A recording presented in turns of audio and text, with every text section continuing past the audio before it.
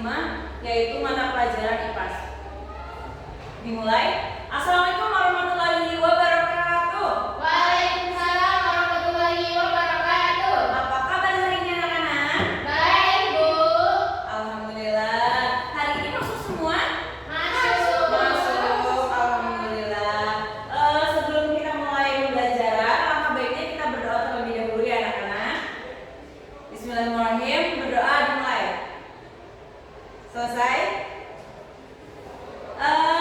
Hari ini kita akan belajar tentang sistem pencernaan manusia. Anak-anak sudah tahu belum sistem pencernaan manusia itu apa saja?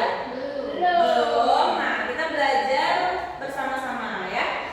Ketika kalian terlambat makan atau tidak makan dalam beberapa jam, perut kalian pasti akan terasa Sakit. lapar ya. Kemudian badannya lemes, kepalanya pusing. Nah, kenapa sih bisa terjadi seperti itu? Karena tubuh kita ini membutuhkan makanan anak-anak, membutuhkan makanan dan juga minuman sebagai energi. Untuk mengubah makanan menjadi energi, kita harus mencerna dulu makanan dan minuman melalui sistem pencernaan yang ada di dalam tubuh. Nah, apa itu sistem pencernaan? Sistem pencernaan adalah rangkaian organ di dalam tubuh manusia yang bekerja sama untuk mencerna makanan dan minuman menjadi energi dan zat gizi yang dibutuhkan oleh tubuh. Nah, proses pencernaan makanan dimulai dari mulut hingga menjadi feses yang dikeluarkan melalui anus. Nah, ini anak-anak, organ pencernaan manusia. Yang ini apa? Mulut. Nah, mulut itu tempat makanan pertama kali masuk ya. Kemudian yang kedua, setelah dari mulut masuk ke dalam kerongkongan. Nah, kerongkongan ini membawa makanan ke lambung. Kemudian nih yang ini namanya lambung. Letaknya ada di perut bagian sebelah kiri. Kemudian setelah dari lambung, makanan ini dibawa ke usus halus. Di usus halus yang ini ya. Setelah dari usus halus, makanan ini melewati usus besar nih, yang besar-besar ini nih. Ini usus besar, kemudian terakhir itu ke rektum dan anus.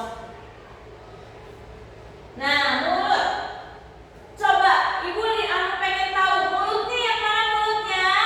Yang ini. Nah, mulut merupakan tempat pertama kali makanan masuk ya. Ketika kita makan makanan dan minuman, pasti yang pertama itu lewat mulut. Nah, di mulut makanan itu dirasakan, dihancurkan, dilunakan dan dicerna. Nah, yang pertama di dalam mulut itu ada gigi. Nah, gigi ini berfungsi untuk menghancurkan makanan menjadi potongan-potongan kecil. Jadi makanannya lebih halus ya. Kemudian ada apa ini? Lidah. Lidah itu berfungsi untuk mencampurkan makanan dengan air liur dan merasakan makanan tersebut. Lidah itu bisa merasakan apa saja coba? Manis. Pedas, Pahit. pahit, gurih, terus asin. Nah, setelah makanan ini sudah dikunyah di mulut, lalu masuk ke kerongkongan. Kerongkongan ada di mana? Di Sini leher. ya, kerongkongan.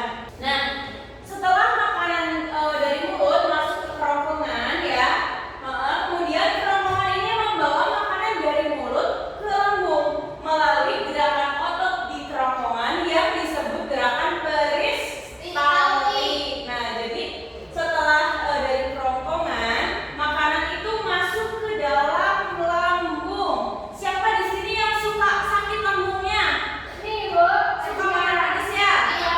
Kalau yang suka makan pedas itu biasanya lebih rawan terkena penyakit lambung karena nih, lambung itu berfungsi untuk menghancurkan makanan dengan enzim dan asam lambung. Nah, enzim ini berfungsi untuk menghancurkan karbohidrat, lemak, kemudian protein yang terkandung dalam makanan. Sedangkan asam lambung ya, asam lambung itu berfungsi untuk membunuh kuman dan bakteri yang ada pada makanan.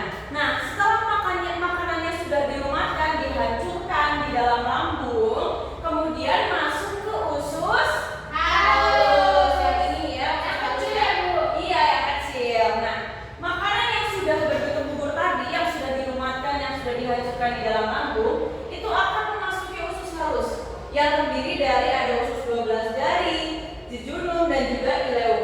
Nah, usus halus ini akan menyerap nutrisi dan makanan yang dan mengubahnya menjadi energi. Jadi kayak ada karbohidrat, vitamin, mineral, itu nanti diserap setelah masuk ke dalam usus halus, itu akan diserap dan nutrisinya akan disebarkan ke tubuh melalui darah seperti itu.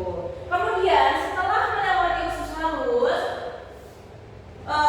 proses pencernaan selanjutnya yaitu ke usus besar. Nih, usus besar ya.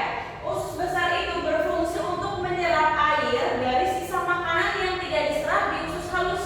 Jadi ketika sudah memasuki usus halus, kemudian melewati usus besar, ini masih dicari lagi airnya. Air dari sisa dari di usus halus itu masih diserap lagi sama usus besar ya. Kemudian sisa makanan yang telah kehilangan air, jadi makanan yang sudah dicerna sudah tidak ada kandungan airnya sama sekali, itu berubah menjadi kotoran atau feses ya.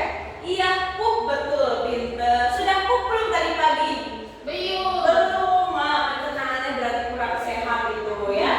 Kemudian yang terakhir ada rektum dan anus ya. Sisa makanan yang sudah menjadi feses di usus besar tadi akan disimpan sementara di rektum di sini ya.